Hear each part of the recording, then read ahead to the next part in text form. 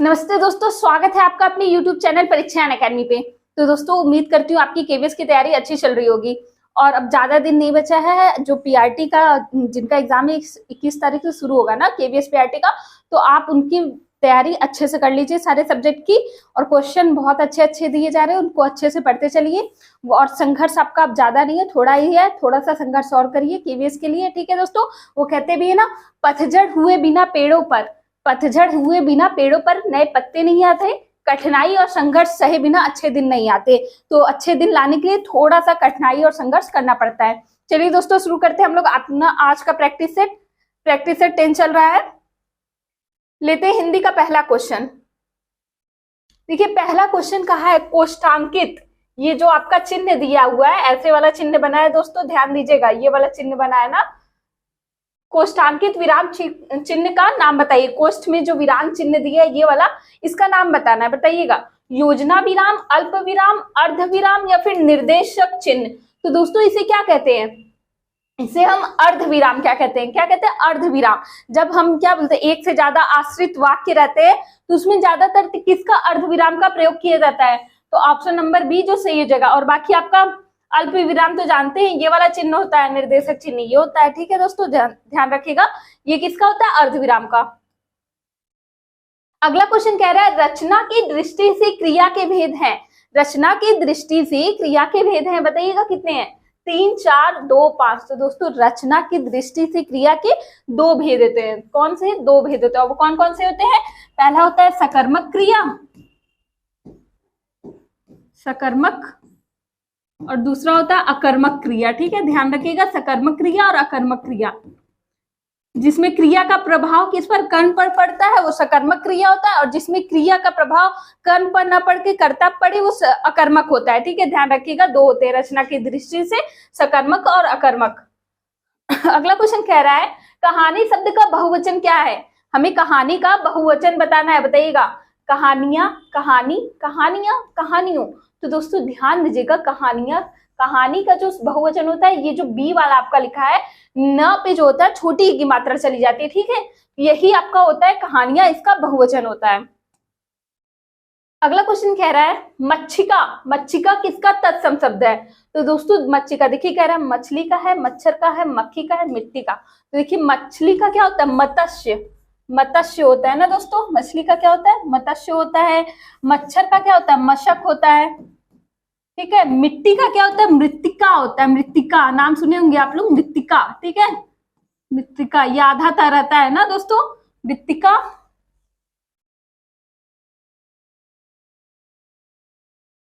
मृत्तिका आधा ता रहता है, ठीक है, मृत्तिका होता है। और ये मक्खी का आपका क्या होता है? मच्छिका। मक्खी का क्या होता है? मच्छिका, ध्यान रखिएगा। तो मच्छिका का पूछा है तो आपका ऑप्शन नंबर बी यानी मच्छिका हो जाएगा, ठीक है। और बाकी सबका भी देख लीजिए, क्या पता किसी एग्जाम में पूछ जाए, ठीक है। अगला क्वेश्चन कह रहा है मिठास। मिठास शब्द में किस प्रत्यय का प्रयोग हुआ है? मीठा, आस, ठास, प्यास। तो दोस्तों देखिए, मीठा तो मूल शब्द है तो ये कट गया, प्यास भी हटा दीजिए, ठास भी नहीं होगा। आपका क्या? आस, आस प्रत्यय का सही जो प्रयोग हुआ है। और प्रत्यय क्या होते हैं? जो पीछे से जुड़कर शब्दों में नवीनता ले आते हैं, वो क्या होते हैं? प्रत्यय होते हैं। तो ऑप्शन नंबर सी जो है आपका सही हो जाएगा दोस्तों। अगला क्वेश्चन कह रहा है कथित। कथित शब्द का विलोम, कथित शब्द का, कथित शब्द का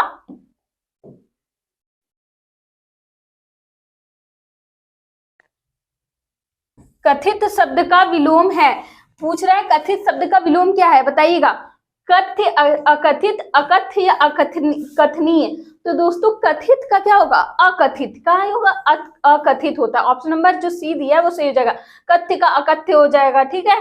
और जो कहने योग्य हो कथित, जो कहने योग्य ना हो अकथित, जो कहा जा सके कथ्य, जो न कहा जा सके अकथ्य। तो आपका कथित का क्या होगा? ऑप्शन नंबर सी अकथित होता। अगला क्वेश्चन कह रहा है सूर्य।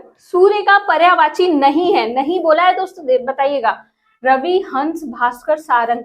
तो दोस्तों ध्यान दीजिएगा, सूर्य का रवि, भास्कर, हंस ये तीनों होता है, लेकिन सारंग, सारंग आपका सूर्य का नहीं होता है। सारंग का बहुत अर्थ होता है ना, सारंग मतलब सर्प, हिरण, ये सब बहुत आपके बहुत से शब्दों के लिए ये प्रयोग होता है। तो सारंग आपका जो है सूर्य का पर्यायवाची नहीं है। अगला क्वेश्चन कह रहा है सखिन सहित हर्षी अतिरानी, सूकत धानु पराजनु पानी। सखिन सहित हर्षी अतिरानी, सूखत धानु पराजनु पानी। इस पंक्ति में अलंकार है, हमें अलंकार बताना है। बताइएगा दोस्तों, संभावना, विभावना, उत्प्रेक्षा, श्लेष। तो देखिए ध्यान से जब आप पढ़ेंगे तो दोस्तों देखिए यहाँ क्या आया, जनु। और जहां में उपमेय में उपमान की संभावना व्यक्त की जाए, और जहां अभी आपको इसका ट्रिक मैंने बताया था ना, जनु जानो मनु मानो, जहां भी मिल जाए वहां क्या होता है, उत्प्रेक्षा। क्या होता है, उत्प्रेक्षा अलंकार होता है। तो ऑप्शन नंबर सी जो है आपका सही हो जाएगा दोस्तों। अगला क्वेश्चन कह रहा है दिग्दर्शन का संधि विच्छेद होगा। बताइएगा दिग्दर्शन का क्या होगा, दिग्धन दर्शन, दिग्धन दर्शन, दिग्धन दर्शन या दिग्धन दर्शन। तो दोस्तों दिग्दर्शन क्या है, दिग्दर्शन ना, इसका जो संधि विच्छेद होता है ग जो है दिक धन दर्शन होता है ना। इसमें क्या रूल होता है, यदि क च ट त प के बाद, क च ट त प के बाद, क च ट त के बाद किसी वर्ग का तीसरा, चौथा या फिर अंतस्थ व्यंजन आता है तो उसी वर्ग का क्या, जिस वर्ग का आय रहेगा उसी वर्ग का क्या लेते हैं हम लोग, तीसरा वर्ड ले लेते हैं ना, तीसरा या चौथा वर्ड ले लेते हैं, तीसरा वर्ड ले लेते हैं। देखिए तीसरा वर्ड ले लेते हैं। तो यहाँ का क्या होता है, ग तीसरा वर्ड होता है, तो ग तीसरे वर्ड में आ गया, तो क्या होगा आपका दिग्दर्शन। यही ऑप्शन नंबर डी आपका सही हो जाएगा। अब कह रहा है जब बच्चे कहानियां पढ़ते हैं तो बताइएगा, वे घटनाओं पात्रों में उलझ जाते हैं, वे अन्य लोगों के अनुभवों में प्रवेश करते हैं, वह कल्पनाशील बनते हैं, उनका नैतिक विकास अनिवार्यता होता है, वे बिना किसी उद्देश्य के पढ़ते हैं। तो दोस्तों देखिए जब बच्चे कहानियां पढ़ते हैं तो वे अन्य लोगों के अनुभव में प्रवेश करते हैं, मतलब सभी के अनुभव से वो जुड़ जाते हैं, और साथ ही साथ क्या, कल्पनाशील, उनका सृजनात्मक बनते हैं, तर्क करते हैं, चिंतन करते हैं, कल्पनाशीलता का विकास होता है। तो यानी ऑप्शन नंबर बी जो है सबसे सही दिया, तो बी आपका सही हो जाएगा। अगला क्वेश्चन कह रहा है इनमें से कौन सा शब्द भाववाचक संज्ञा नहीं है। नहीं पूछा है दोस्तों, भाववाचक संज्ञा मतलब जो हमें, जिसको हम महसूस कर सके, जो हमें दिखाई ना, जो क्या होता है, भाववाचक संज्ञा होता है। तो देखिए मनाही, विद्यता, सोना, खुशी। तो खुशी, विद्यता, मनाही ये तीनों आपकी भाववाचक संज्ञा है, लेकिन सोना क्या है आपका, सोना क्या है आपका, सोना आपका है पदार्थवाचक संज्ञा, द्रव्यवाचक संज्ञा। ठीक है, याद रखिएगा, सोना आपका पदार्थवाचक संज्ञा, मटेरियल नाउन जिसे कहते हैं। ठीक है, तो ऑप्शन नंबर सी क्या हो जाएगा, सोना ही आपका भाववाचक नहीं है। कह रहा पशु चल रहे हैं, रेखांकित पद है, इसमें पशु को रेखांकित किया गया था। बताइएगा पशु कैसा रेखांकित पद है, व्यक्तिवाचक संज्ञा, जातिवाचक संज्ञा, भाववाचक संज्ञा, द्रव्यवाचक संज्ञा। तो दोस्तों पशु क्या हो रहा है, पूरी जाति का बोध करा रहा है ना। पशु क्या कर रहा है, एक पशु जाति का बोध करा रहा है। तो जब पूरी जाति का बोध कराया जाता है तो क्या होता है, जातिवाचक संज्ञा होता है। कौन सा, जातिवाचक संज्ञा। तो ऑप्शन नंबर बी आपका सही हो जाएगा। अगला क्वेश्चन कह रहा है आप भला तो जग भला, वाक्य में रेखांकित शब्द कौन सा सर्वनाम है। इसमें जो रेखांकित शब्द है वो आप है ना। ठीक है, आपका हमें सर्वनाम बताना है। तो बताइएगा पुरुषवाचक, निजवाचक, निश्चयवाचक, अनिश्चयवाचक, या फिर बताइएगा क्या होता है। तो देखिए आप क्या होता है, जहां भी आप भला, आपका मतलब क्या, तो यहाँ स्वयं, जहां भी आप, निज, स्वयं, ये सब शब्द आते हैं, अपने आप को कौन सा निजता का बोध कराए, वो क्या होता है, निजवाचक सर्वनाम। क्या होता है, निजवाचक। ऑप्शन नंबर बी जो है दोस्तों सही हो जाएगा। ठीक है, आगे बढ़ते हैं। अगला क्वेश्चन कह रहा है कौन सा सर्वनाम का भेद नहीं है। नहीं पूछा है दोस्तों, बताइएगा पुरुषवाचक, गुणवाचक, निजवाचक, प्रश्नवाचक।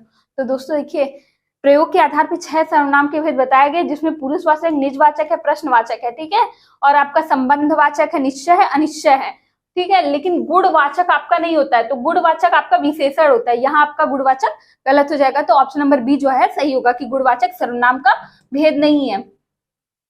अगला कह रहा है कश्मीरी सेब सिंदूरी लाल होते हैं। सिंदूरी लाल होता है, वाक्य में रेखांकित शब्द विशेषण किस भेद के अंतर्गत आएगा। यहाँ जो है सिंदूरी को क्या किया है, रेखांकित किया गया है। बताइएगा सिंदूरी किस विशेषण के अंतर्गत आएगा, गुणवाचक, परिमाणवाचक, प्रविशेषण, सार्वनामिक। तो दोस्तों देखिए ये जो है सिंदूरी लाल होता है, सिंदूरी क्या बता रहा है, उसका गुण बता रहा है ना, कैसा लाल है, सिंदूरी लाल है। तो आपका क्या हो जाएगा, गुणवाचक। कौन सा का, गुण को बता रहा है तो गुणवाचक होगा। ऑप्शन नंबर ए आपका सही हो जाएगा। अगला क्वेश्चन कह रहा है स्त्री शब्द का विशेषण है, हमें स्त्री शब्द का विशेषण बताना है। दोस्तों बताइएगा, स्त्री, स्त्री, स्त्रैण या स्त्रैण। तो दोस्तों स्त्री का जो शुद्ध विशेषण होता है वो क्या होता है? स्त्रैण। क्या होता है? स्त्रैण। याद रखिएगा क्या होता है? स्त्रैण। ऑप्शन नंबर डी जो आपका है सही हो जाएगा।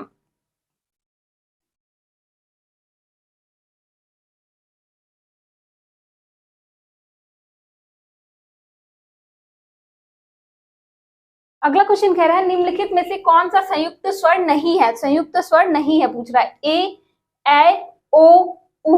तो बताइएगा दोस्तों कौन सा नहीं। तो देखिए दोस्तों ए ओ और साथ में अगर यहाँ पे अ भी रहे तो वो भी आपका क्या होता है? अ भी आपका संयुक्त स्वर है। लेकिन उ क्या है? आपका दीर्घ स्वर में आता है, दीर्घ स्वर में आता है, तो उ आपका संयुक्त स्वर नहीं है। ऑप्शन नंबर सी यहाँ सही हो जाएगा।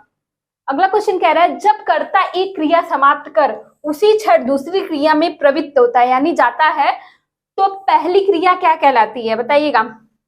एक कार्य समाप्त करके दूसरे कार्य में जाता है तो जो पहला वाला कार्य हुआ रहता है वो क्या कहलाता है? यानी पहली क्रिया क्या कहलाती है? सहायक क्रिया, नाम बोधक, पूर्वकालिक, भूतकालिक क्रिया। दोस्तों भूतकालिक में कंफ्यूजन, वो कहलाती है पूर्वकालिक क्रिया। क्या? पूर्वकालिक। यानी एक कार्य समाप्त, जैसे मैंने नहाकर खाना बनाया, ठीक है, तो इसमें नहाकर जो होगा पूर्वकालिक क्रिया। ठीक है, ऑप्शन नंबर सी जो आपका सही हो जाएगा। अब कह रहे कौन सा संयुक्त क्रिया का भेद नहीं है? भेद नहीं पूछा है, बताइएगा। अवकाश बोधक, निश्चय बोधक, नित्यता बोधक, नाम बोधक। तो दोस्तों देखिए अवकाश बोधक, निश्चय बोधक, नित्यता बोधक, ये तीनों आपके किसके संयुक्त क्रिया के बोध हैं। लेकिन नाम बोधक, नाम बोधक आपका संयुक्त क्रिया का बोध नहीं है। तो ऑप्शन नंबर डी जो आपका सही हो जाएगा। अगला क्वेश्चन कह रहा है बर्बर, बर्बर का विलोम शब्द है, हमें बर्बर का विलोम शब्द बताना है। दुर्बल, निर्बल, सुंदर, सभ्य। तो दोस्तों देखिए दुर्बल का क्या होता है? सबल होता है। दुर्बल का क्या? सबल हो जाता है। निर्मल का क्या होता है? मलिन। निर्मल मतलब स्वच्छ और साफ होता है, तो निर्मल का मलिन। सुंदर का क्या होगा? कुरूप होता है ना, कुरूप मतलब बसूरत। सभ्य ही आपका क्या होता है? बर्बर मतलब जो बर्बर हो, और उसका उल्टा क्या होता है? सभ्य। सभ्य आपका क्या हो जाएगा? बर्बर का विलोम सभ्य होगा। ठीक है। अगला क्वेश्चन कह रहा है उद्धत, उद्धत का विलोम शब्द है सौख्य, विनीत, उत्तम, कोमल। तो दोस्तों देखिए विनीत, उद्धत का विलोम शब्द क्या होता है? विनीत। विनीत आपका सही होगा। अगर उत्तम का पूछे तो अधम, कोमल का पूछे तो कठोर, उसका उल्टा क्या होगा? कठोर। और आपका उद्धत का विनीत हो जाएगा, उद्धत का विनीत हो जाएगा। ऑप्शन नंबर बी यहाँ सही हो जाएगा। अगला क्वेश्चन कह रहा है निम्नलिखित में से कौन सा शब्द स्त्रीलिंग है? स्त्रीलिंग कौन सा है बताइएगा। फुटपाथ, स्कूल, स्टोव, केतली। तो दोस्तों देखिए केतली, केतली क्या है? आपका स्त्रीलिंग शब्द है। कैसा शब्द है? स्त्रीलिंग है। क्योंकि देखिए केतली से चाय छानी जाती है, स्टोव जलता है, स्कूल जाया जाता है, फुटपाथ पे लोग चलते हैं, फुटपाथ पे चला जाता है। लेकिन केतली क्या है? आपका स्त्रीलिंग है। ऑप्शन नंबर डी जो है यहाँ सही हो जाएगा। अगला क्वेश्चन कह रहा है निम्न में से कौन सा शब्द पुल्लिंग है? हमें पुल्लिंग बताना है। देखिए दया, दया क्या है? आती है, तो ये नहीं होगा।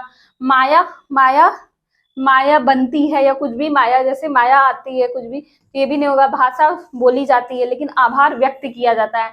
आभार कैसा? आपका पुल्लिंग शब्द है। कैसा? पुल्लिंग शब्द है। तो ऑप्शन नंबर डी जो है यहाँ सही हो जाएगा। अगला क्वेश्चन कह रहा है कवि, कवि का शब्द का स्त्रीलिंग रूप है, बताइए। कवित्री, कवियत्री, कवियत्री, कवियत्री। तो यहाँ पे देखिए एक से दो काम हो रहा है, एक पन दो काज। एक तो कवि का स्त्रीलिंग पता चल जाएगा, दूसरा कवियत्री हमेशा देता रहता है शुद्ध कैसे लिखा जाता है, तो वो भी देख लीजिएगा। देखिए दोस्तों कवयित्री होता है, कवयित्री। ऑप्शन नंबर सी जो है कवि का स्त्रीलिंग कवयित्री होता है, और इसका शुद्ध रूप भी यही है, बाकी तीनों गलत हो जाएगा। तो ऑप्शन नंबर सी यहाँ है सही हो जाएगा। अगला क्वेश्चन कह रहा है निम्नलिखित में से कौन सा शब्द बहुवचन है? बहुवचन में कौन सा शब्द है दोस्तों बताना है। पौधा, लड़का, प्राण, पुस्तक। तो दोस्तों पौधा का पौधे ही नहीं हुआ, लड़का का लड़के, बहुवचन बनता नहीं, पुस्तक ये भी नहीं। ठीक है, ये सब एक वचन में है। लेकिन प्राण क्या है? सदैव, सदैव बहुवचन में प्रयुक्त होता है। तो ऑप्शन नंबर सही सी हो जाएगा। मतलब प्राण आपका सदैव। और सदैव बहुवचन आपके जो होते हैं, जैसे सदैव बहुवचन में अन्य, जैसे अगर पूछ ले आंसू, हस्ताक्षर, बाल, होश, ओठ, दर्शन, ये सब क्या है? आपके सदैव बहुवचन में प्रयुक्त होने वाले शब्द हैं, ध्यान रखिएगा। ठीक है। अगला कह रहा है हास का विलोम शब्द क्या होगा। हास का मतलब हंसना होता है, विहास, अहास, निहास या रुदन। तो दोस्तों देखिए ये तीनों नहीं होते, क्या रुदन, हास का मतलब रुदन मतलब रोना, तो क्या होगा ऑप्शन नंबर डी है यहाँ, हास का विलोम रुदन होता है। ठीक है, अगला क्वेश्चन कह रहा है निम्नलिखित में से कौन सा समुद्र का पर्यायवाची नहीं है, नहीं बताना है समुद्र का। अम्बुद, पारावार, पयोधी, अर्णव। तो दोस्तों देखिए पारावार, पयोधी, अर्णव, ठीक है सही है। ये किसका होता है, समुद्र का होता है। लेकिन अम्बुद किसका होता है, ये मेघ का होता है। मेघ हो गया, बादल, घन, वारी, द लगा रहेगा तो भी पानी की जितनी पर्यायवाची उसमें द लग जाएगा तो वो बादल का हो जाता है। ठीक है, जलद, ठीक है, ये सब किसके, बादल के हैं। और आपके पारावार, पयोधी, अर्णव ये आपके समुद्र के हैं। और अगर धी लग जाता है, जैसे जलद ही हो जाए, जलद ही, वारिध, धी लग जाएगा तो भी समुद्र का हो जाएगा, ध्यान रखिएगा। ज लगेगा तो ज लगेगा तो कमल का होता है। ठीक है, अगर जल के, आप जल का पर्यायवाची याद कर लीजिए, उसमें अगर ज लगता है तो वो अधिकतर किसका होता है, आपका कमल का पर्यायवाची होता है। अगर द लगता है तो आपका किसका, बादल का पर्यायवाची होता है। और अगर धी लगता है तो समुद्र का पर्यायवाची होता है। ये चीजें याद रखिएगा। ठीक है, तो यहाँ ऑप्शन नंबर ए पूछा है, समुद्र का पर्यायवाची नहीं है तो अम्बुद, अम्बुद आपका किसका पर्यायवाची, बादल का था। तो ऑप्शन नंबर ए आपका सही हो जाएगा। अगला क्वेश्चन कह रहा है रेखांकित शब्द का पर्यायवाची नहीं है। यहाँ रेखांकित शब्द जो था आकाश था, क्या, आकाश, आकाश का पर्यायवाची नहीं है। ठीक है, तो बताइएगा क्या नहीं है। व्योम, रसाल, गगन, नभ। तो दोस्तों देखिए आकाश का व्योम, गगन, नभ, द्यौ ये सब आकाश का होता है। लेकिन रसाल किसका होता है, रसाल आपका आकाश का नहीं है। रसाल किसका, आपका आम का है, जिसको हम सहकार बोलते हैं, सौरभ बोलते हैं, सौरभ, अति सौरभ, ये सब किसके होते हैं, आम के होते हैं। ठीक है, अमृत फल, अमृत फल ये सब किसके, आम के पर्यायवाची हैं। ठीक है, तो आपका आकाश का पूछा था नहीं है तो रसाल आपका नहीं होगा। ऑप्शन नंबर सी जो है यहाँ सही हो जाएगा। अगला क्वेश्चन कह रहा है राम खाता होगा किस काल का उदाहरण है। बताना है किस काल का उदाहरण है। संदिग्ध वर्तमान, संदिग्ध भूत, संदिग्ध भविष्य, सामान्य भविष्य। तो राम खाता होगा, इसमें एक संदिग्धता है, कंफर्म नहीं है कि राम खा रहा होगा, नहीं, एक आस लगाई जा रही है कि एक संदिग्ध बताया जा रहा है कि राम खाता होगा। तो क्या होगा, संदिग्ध वर्तमान काल होगा। ऑप्शन नंबर ए सही हो जाएगा, संदिग्ध वर्तमान काल। अगला क्वेश्चन कह रहा है पत्थर, पत्थर का पर्यायवाची नहीं है, नहीं पूछा है दोस्तों, बताइएगा। पाहन, उपल, पाषाण, उरग। ठीक है दोस्तों, तो पाहन, पाषाण, उपल ये तीनों आपके पर्यायवाची होते हैं, लेकिन उरग आपका पत्थर का नहीं होता है। ठीक है, उरग किसका होता है, आपका सर्प का होता है। ठीक है, सांप का होता है, नाग का होता है उरग। ठीक है, तो यहाँ आपका नहीं होगा। और बाकी पत्थर का और पूछे तो अश्म, प्रस्तर, प्रस्तर युग बोला जाता है ना, ये सब किसके हैं, आपके पत्थर की पर्यायवाची हैं। तो ऑप्शन नंबर डी पत्थर का नहीं है, उरग सही हो जाएगा। ठीक है, तो दोस्तों आज के मेरे 30 क्वेश्चन यही समाप्त होते हैं। अगर आपको किसी क्वेश्चन में कोई डाउट हो तो कमेंट सेक्शन में जरूर पूछिएगा। और हमारे वीडियोस को ज्यादा से ज्यादा शेयर कीजिए, लाइक कीजिए, कमेंट किया करिए, जिससे हमें प्रोत्साहन मिलता है। और हमारा साथ देते रहिए, हमसे इसी तरह जुड़े रहिए। हमारा साथ देने के लिए आप सबका बहुत बहुत धन्यवाद। मिलते हैं नए वीडियो में नेक्स्ट टॉपिक के साथ। तब तक के लिए जय हिंद, जय भारत।